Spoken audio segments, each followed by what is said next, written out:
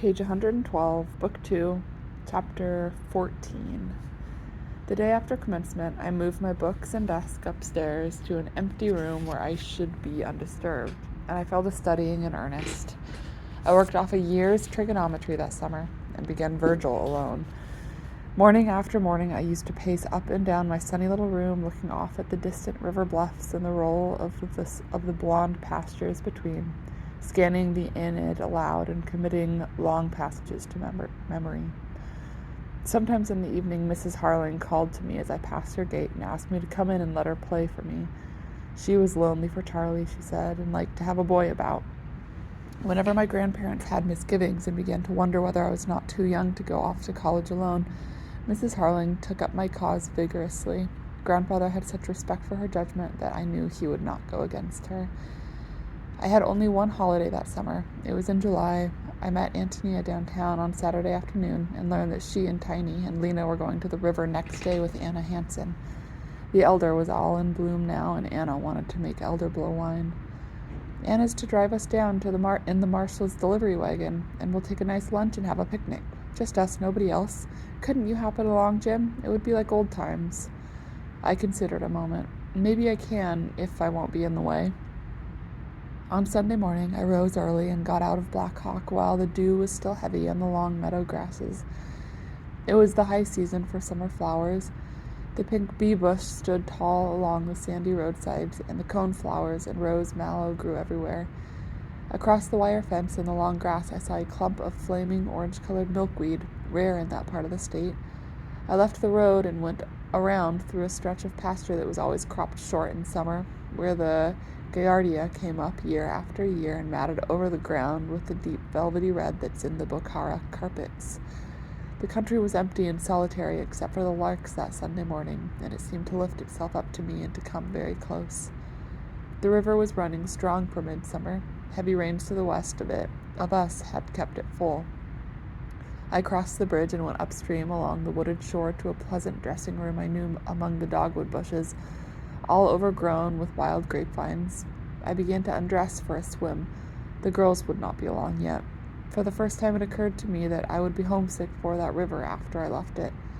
The sandbars with their clean white beaches and their little groves of willows and with their cottonwood seedlings were a sort of no man's land, little newly created worlds that belonged to the Black Hawk boys.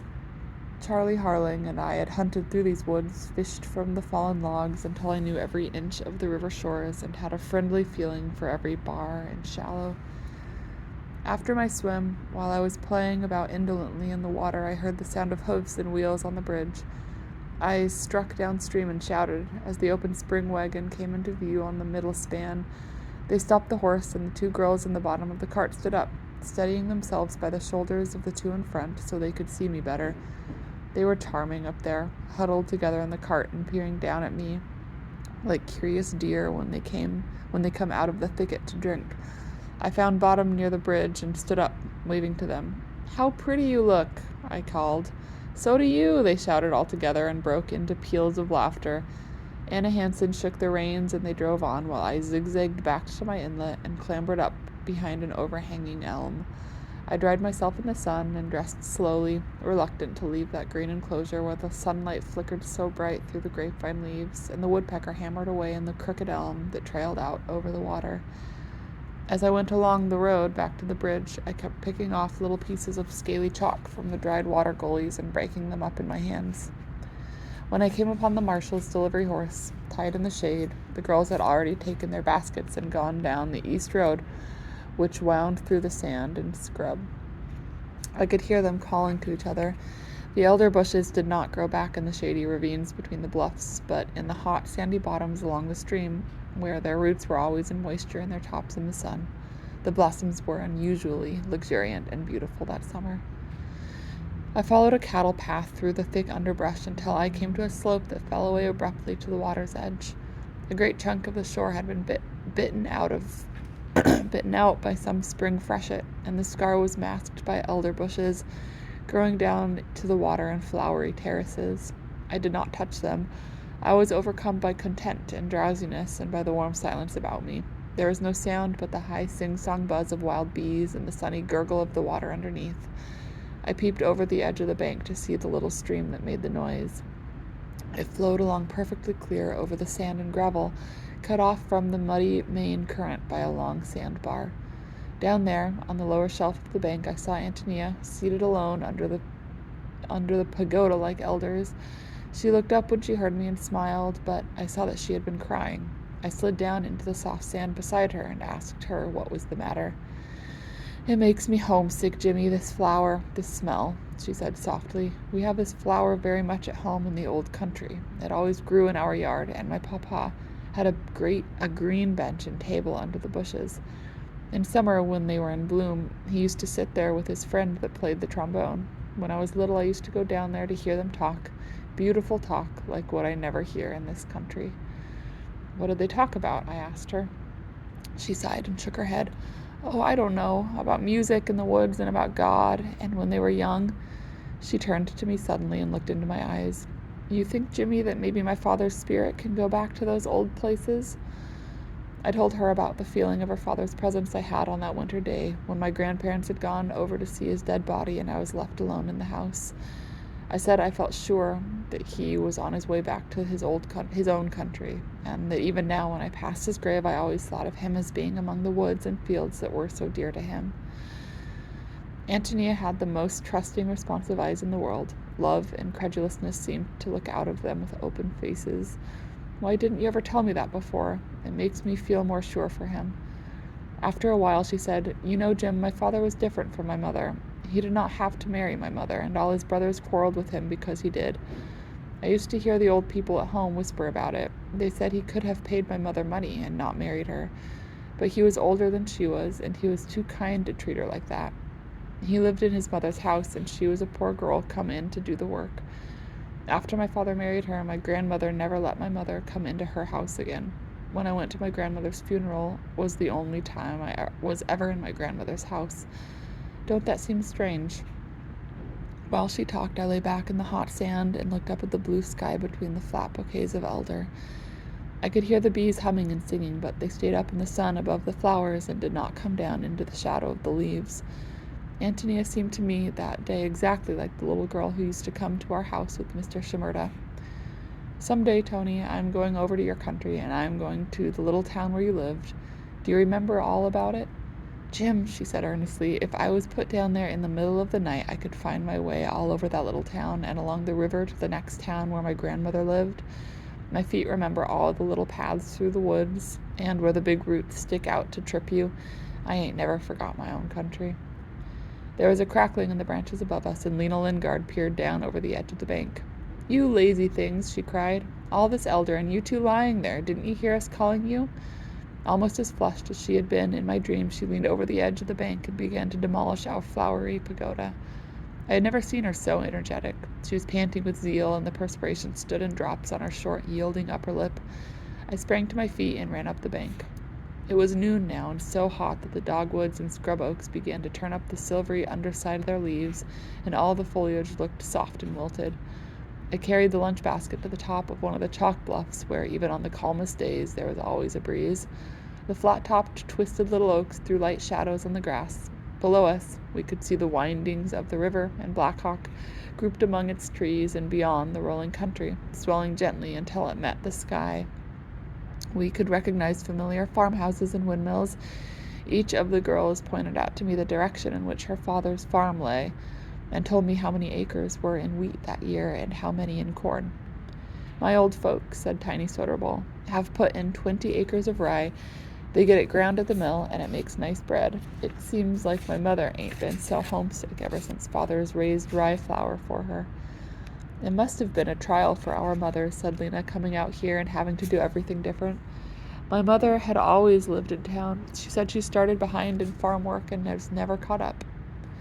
"Yes, a new country's hard on the old one sometimes," said Anna thoughtfully. "My grandmother's getting feeble now, and her mind wanders. She's forgot about this country and thinks she's at home in Norway. She keeps asking Mother to take her down to the waterside and the fish market.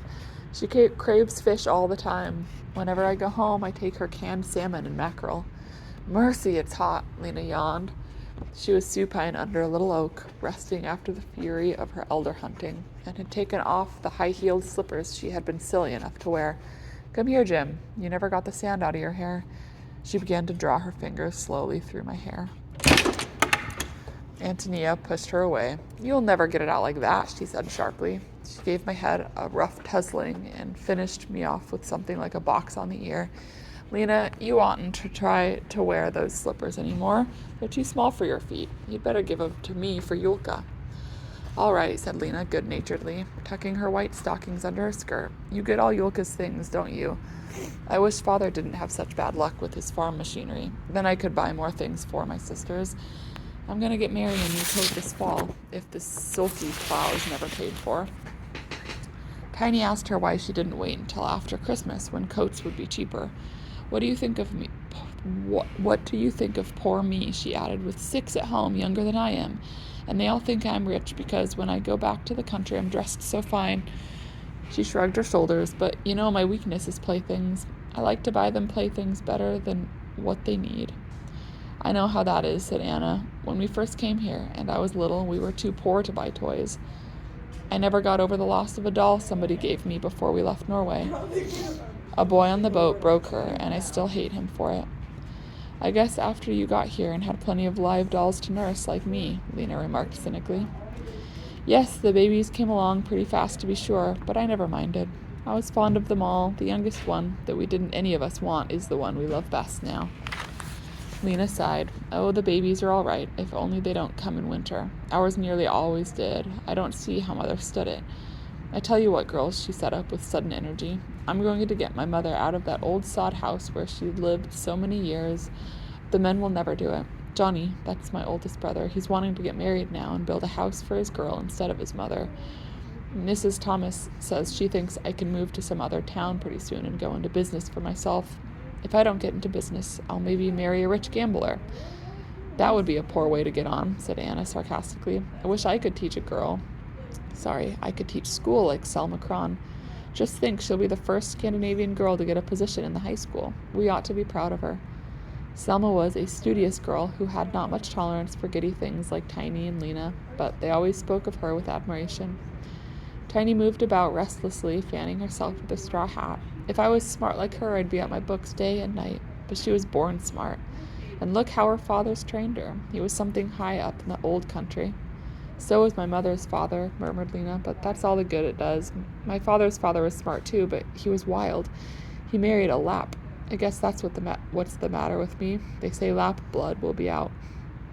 It will out.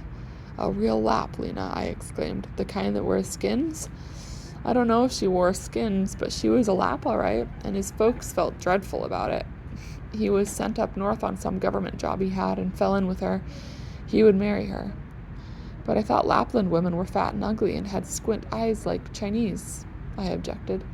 I don't know, maybe. There must be something mighty taking about the Lapp girls, though. Mother says the Norwegians up north are always afraid their boys will run after them. In the afternoon, when the heat was less oppressive, we had a lively game of Pussy Wants a Corner on the flat bluff top with the little trees for bases. Lena was Pussy so often that she finally said she wouldn't play anymore. We threw ourselves down on the grass out of breath. Jim, Antonia said dreamily, I want you to tell the girls about how the Spanish first came here, like you and Charlie Harling used to talk about. I've tried to tell them, but I leave out so much. They sat under a little oak, Tony resting against the trunk and the other girls leaning against her and each other, and listened to the little I was able to tell them about Coronado and his search for the 7 golden cities. At school, we were taught that he had not got so far north as Nebraska, but had given up his quest and turned back somewhere in Kansas. But Charlie Harling and I had strong belief that he had been along this very river. A farmer in the county north of ours, when he was breaking sod, had turned up a metal stirrup of fine workmanship and a sword with a Spanish inscription on the blade. He lent these relics to Mr. Harling, who brought them home with him. Charlie and I scoured them, and they were on exhibition in the Harling office all summer. Father Kelly, the priest, had found the name of the Spanish maker on the sword and an abbreviation that stood for the city of Cordova. And that I saw with my own eyes, Antonia put in triumphantly. So Jim and Charlie were right, and the teachers were wrong. The girls began to wonder among themselves, why had the Spaniards come so far? What must this country have been like then? Why had Coronado never gone back to Spain, to his riches and his castles and his king? I couldn't tell them. I only knew the school book said he died in the wilderness of a broken heart. More than him has done that, said Antonia sadly, and the girls murmured assent. We sat looking off across the country, watching the sun go down. The curly grass about us was on fire now. The bark of the oaks turned red as copper. There was a shimmer of gold on the brown river. Out in the stream the sandbars glittered like glass, and the light trembled in the willow thickets as if little flames were leaping among them. The breeze sank to stillness. In the ravine a ringdove mourned plaintively, and somewhere off in the bushes an owl hooted. The girls sat listless, leaning against each other. The long fingers of the sun touched their foreheads. Presently we saw a curious thing. There were no clouds. The sun was going down in a limpid, gold-washed sky. Just as the lower edge of the red disk rested on the high fields against the horizon, a great black figure suddenly appeared on the face of the sun. We sprang to our feet, straining our eyes toward it. In a moment we realized what it was. On some upland farm a plow had been left standing in the field. The sun was sinking just behind it. Magnified across the distance by the horizontal light it stood out against the sun, was exactly contained within the circle of the disk, the handles, the tongue, the share, black against the molten red. There it was, heroic in size, a picture writing on the sun. Even while we whispered about it, our vision disappeared. The ball dropped and dropped until the red tip went beneath the earth. The fields below us were dark, the sky was growing pale, and the forgotten plow had sunk back to its own littleness somewhere on the prairie.